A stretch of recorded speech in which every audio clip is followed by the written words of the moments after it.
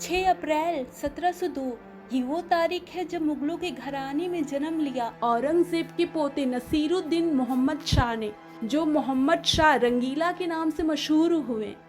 ये बड़े ही रंगीन तबके के थे। इन्हें नाच गाने का बड़ा शौक था। वहीं औरंगजेब एक क्रूर शासक तो था ही, लेकिन वह संगीत विरोधी था, जिसके चलते संगीत पर पाबंदी लगा दी गई। सन 1707 में औरंगजेब का निधन हो गया और अगले 20 सालों में 3 बादशाह के कत्ल कर दिए गए।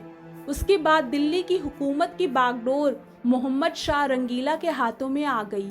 फिर तो जैसे तमाम कलाएं अपनी पूरी ताकत के साथ सामने आ गईं। इन कलाकारों की कृतियां शाहजहां काल के चित्रों से भी ज्यादा कल्पनाशील, कहीं अधिक बोल्ड और चित्रग्राही थी। इन चित्रों में हिंदुओं और मुसलमानों के बीच की रेखाएं धुंधली हो गई थीं। शाहजहां के बाद पहली बार दिल्ली में मुगल चित्रकारों का दूसरा दौर शुरू हुआ। इसी दौर की एक और तस्वीर मशहूर हुई, जिसमें खुद मोहम्मद शाह रंगीला को एक कनीज के साथ सेक्स करते दिखाया गया है, जिसके बाद पूरी दिल्ली में अफवाह फैल गई कि बादशाह नामर्द है, जिसे दूर करने के लिए वो इस तस्वीर का सहारा ले रहे हैं। दरअसल अकबर, शाहजहां और औरंगजेब के बाद सबसे ज्यादा दिनों तक हुकूमत करने वाले मोहम्मद शाह रंगीला को युद्ध पसंद नहीं था और उसे साम्राज्य के विस्तार की कोई ख्वाहिश भी नहीं थी।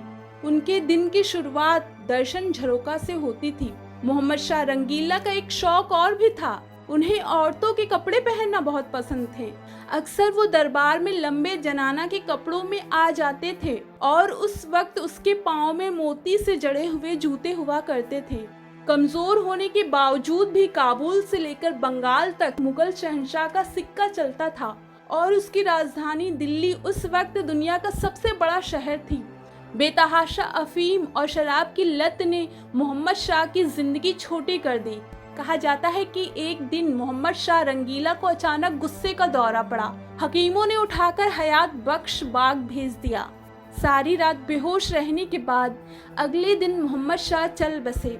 उन्हें बाबा निजामुद्दीन औलिया की मजार में अमीर खुसरो के बराबर दफन कर दिया गया। उस वक्त मोहम्मद शाह की उम्र 46 वर्ष की थी।